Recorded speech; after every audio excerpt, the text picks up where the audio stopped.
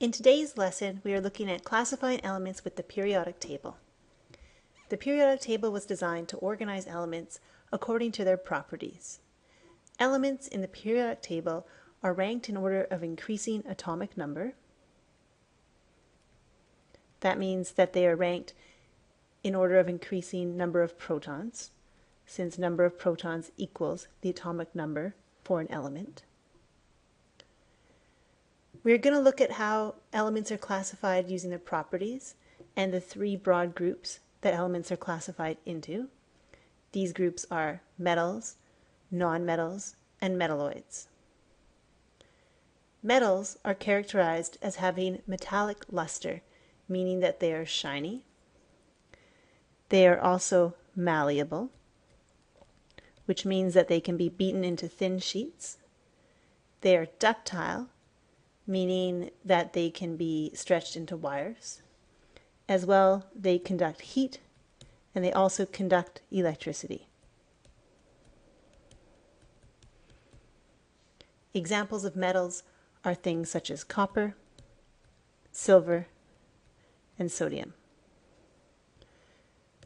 Looking at the periodic table, if I highlight just the metals, everything that is colored now is a metal. You can see that all of the metals fall on the left side of the periodic table, and also that most of the elements on the periodic table are metals. The nonmetals are highlighted now in color, fall on the right side, and in between them are the metalloids. They're in green and kind of form a staircase in between the metals and the nonmetals. Nonmetals are characterized as having a vitreous luster, meaning that they appear glassy. They are brittle, meaning that they don't bend without breaking, and they do not conduct heat or electricity.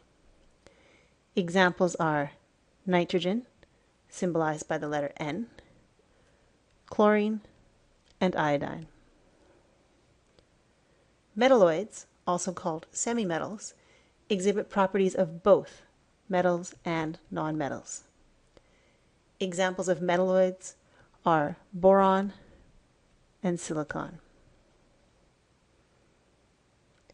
Next, we are going to look at chemical families. Chemical families are groups of elements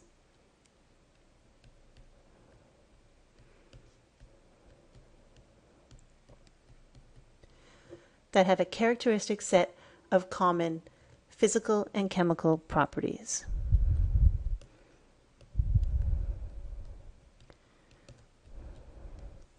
We can look back at the periodic table to see some of the families. On the very far left side, highlighted in orange, are the alkali metals. Next to them, now in yellow, are the alkaline earth metals. Other groups you need to know, on the far right side in blue are the noble gases. These are completely unreactive. And just right beside them are the halogens. You should notice that all of these groups form a vertical column on the periodic table.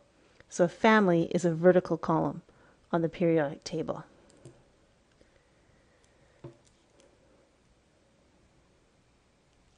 Some of the characteristics of the alkali metals are that they are very soft, they're low density, they react with water to form hydrogen gas, and I'm going to write hydrogen gas as H2. And also they form basic compounds in solution. This means that the pH is less than 7. And when they form ions, they lose one electron.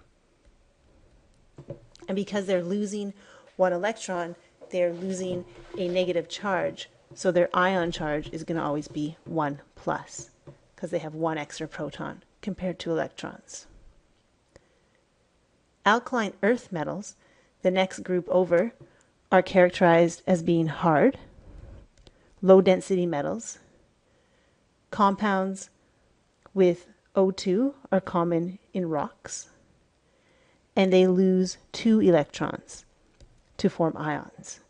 So their charge will be 2 plus. Skipping over right now to the far right-hand side, one group in is the halogens. Halogens are highly reactive. They are toxic, meaning that they are poisonous. They're nonmetals. When they are in gas form, they have a really bright color. And these gain 1 electron to form ions. So their charge will be 1 negative. In the middle of the periodic table are the transition metals. So most of the metals fall into this group, and they have various properties. Electrons are lost to form ions, so they always have a positive charge. Examples of transition metals are iron and nickel. The last family that we're going to look at, the last group, are the noble gases. The noble gases are non-reactive for the most part. They are colorless, odorless, and they do not form ions. Examples of noble gases are helium and neon.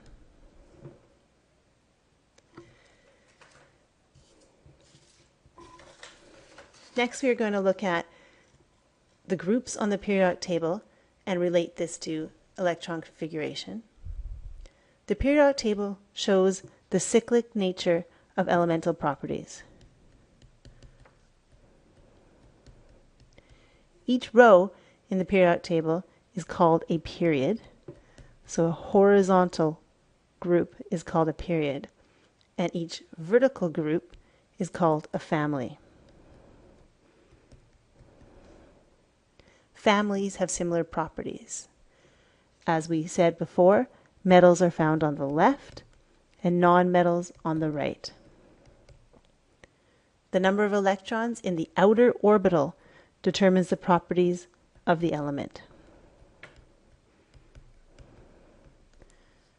The number of electrons in the outer orbital determines how the element will react and with what it will react.